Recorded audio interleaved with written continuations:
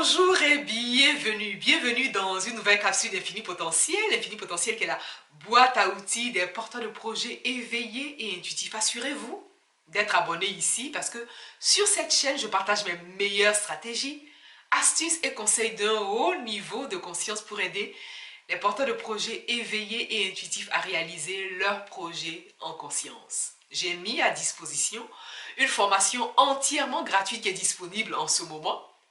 Elle est disponible pour l'instant sur les 3 grands pièges à éviter pour réaliser votre projet selon la vérité de votre âme. Je vous encourage vivement à télécharger cette formation qui vient avec un notebook pour être au clair de ces 3 grands pièges afin de les éviter très rapidement et poursuivre votre projet.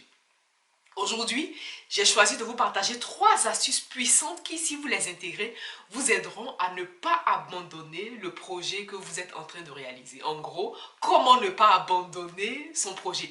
Comment poursuivre son projet? Comment aller au bout de son projet? La vie nous joue des tours. Parfois, voilà, ça va, il y a des hauts, il y a des bas. Mais l'idée ici, c'est de tenir bon. L'idée ici, c'est vraiment de poursuivre le projet que vous avez entamé. Et ici, je vais vous partager 3 astuces puissantes qui vont vous soutenir. Mais avant de vous partager ces astuces, je vais vous donner ma propre expérience. Je partage toujours cette expérience de la jeune étudiante de 19 ans, non, de la jeune étudiante de 21 ans que j'étais à l'époque, qui débarque en Europe pour poursuivre ses études. À cette époque-là, je n'avais pas ma mère avec moi. Voilà, quand on sait que les parents jouent un très grand rôle dans vraiment le développement des enfants, moi à cet âge, j'avais besoin de support. D'autant plus que quand je suis arrivée en famille, ça ne s'est pas bien passé. Mais rassurez-vous, tout s'est réglé maintenant. Bon, j'en parle, idée de partager, mais voilà, il n'y a rien, voilà, il y a eu la réconciliation, au début ça s'est pas bien passé, mais bon, après ma famille et moi, en tout cas, la famille chez laquelle je suis arrivée, voilà, tout va bien maintenant, voilà, tout va très bien, je vous rassure. L'idée ici, c'est de vous faire un retour d'expérience pour que vous, de votre côté, vous puissiez vous dire, ah ben tiens, je suis capable d'y arriver, oui, vous êtes capable d'y arriver. Donc à 19, à 21 ans, j'avais 21 ans à l'époque, lorsque j'arrive en Europe, je poursuis mes études. J'aurais pu abandonner à cette époque-là parce que lorsqu'il n'y a pas un adulte avec vous, vous êtes tenté de vous détourner. Mais vu l'éducation que j'ai reçue aussi, je pense que cette éducation-là m'a soutenue. Je n'ai pas abandonné. Pourquoi? Justement, parce que j'ai développé certains mécanismes. Et ce sont ces mécanismes-là que je vais vous partager dans cette capsule. Ces mécanismes-là m'ont beaucoup soutenu et continuent à me soutenir aujourd'hui. À l'époque, j'étais étudiante. Mais notre vie elle-même, comme je dis d'habitude, notre vie elle-même est un projet. Et donc, lorsque vous finissez un projet, il y a un autre qui vient. Et donc, bon, j'ai réussi mes études, voilà, avec brio.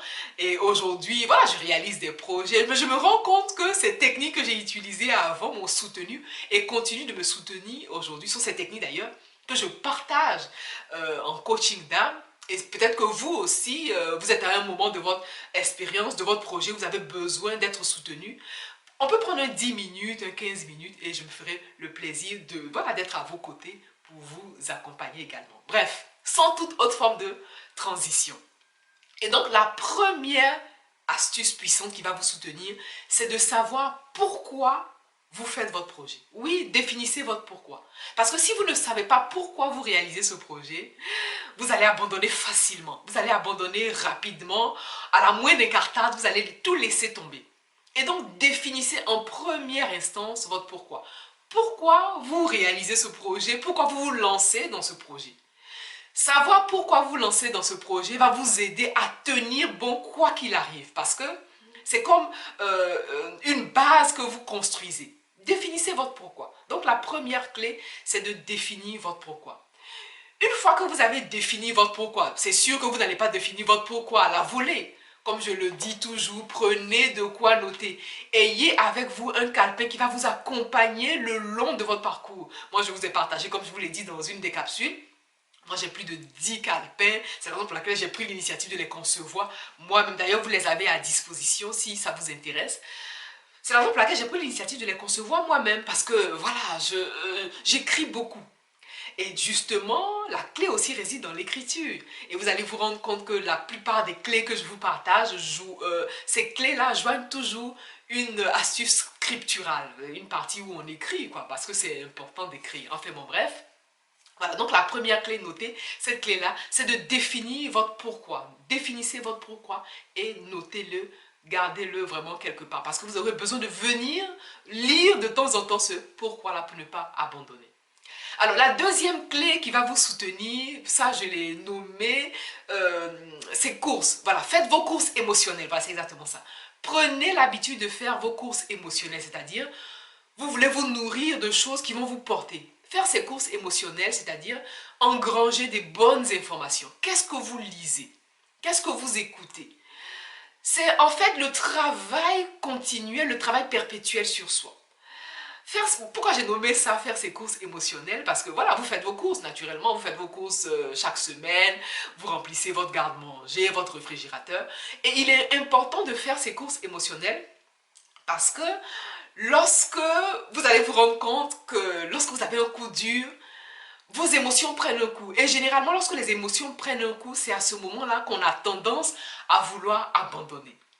C'est la raison pour laquelle je vous encourage vivement à faire vos courses émotionnelles. Faire ces courses émotionnelles, c'est vraiment nourrir son mindset, développer son mindset, développer cette capacité-là vraiment à entretenir son état d'esprit. Il faut que vous ayez un état d'esprit de warrior, un état d'esprit de gagnant, un état d'esprit de vainqueur. Et ça s'apprend, ça se cultive.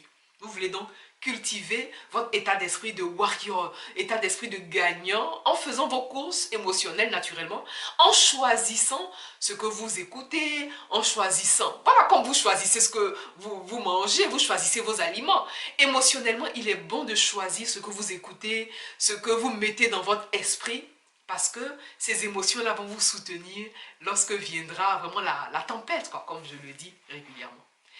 Ça, c'est la deuxième clé. Et la troisième astuce qui va vous soutenir dans la réalisation de votre projet pour aller au bout, pour ne pas abandonner ce projet qui vous tient tant à cœur. La troisième astuce, naturellement, c'est d'être indulgent envers vous-même. Bon, j'aime bien cette astuce-là parce que moi, j'ai longtemps été dure, j'ai longtemps été dure avec moi-même.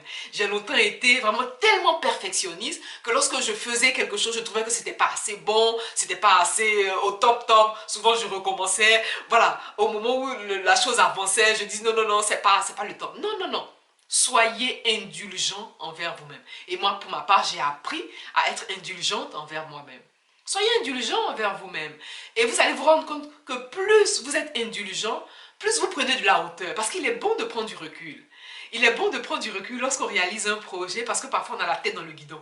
Et lorsqu'on a trop la tête dans le guidon, on n'a pas ce recul pour apprécier les choses à leur juste valeur. Et on peut abandonner facilement.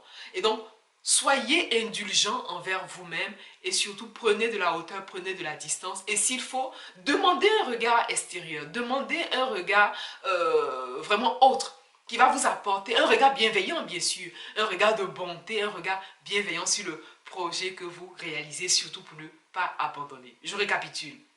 La première astuce pour ne pas abandonner le projet que vous réalisez, un projet qui vous tient tellement à cœur et au point où vous en êtes, il est bon de poursuivre. La première astuce, c'est naturellement de savoir pourquoi vous commencez ce projet. La deuxième chose, naturellement, c'est de faire vos courses émotionnelles. J'ai appelé ça les courses émotionnelles. Et enfin, la troisième chose, c'est d'être indulgent envers vous-même. Comme je le disais à l'entame de cette capsule, pensez à vous abonner ici parce que vous le voyez, je partage mes meilleures stratégies, astuces et conseils d'un haut niveau de conscience pour aider les porteurs de projets éveillés et intuitifs à réaliser leurs projets en conscience. Je vous invite aussi à télécharger gratuitement une formation que j'ai mise à disposition qui est disponible pour l'instant. C'est une formation sur les 3 grands pièges à éviter pour réaliser votre projet selon la vérité de votre âme. C'est une formation qui vient avec un notebook. Voilà donc l'essentiel de cette capsule. Quant à moi, je vous remercie pour votre attention et je vous dis à bientôt.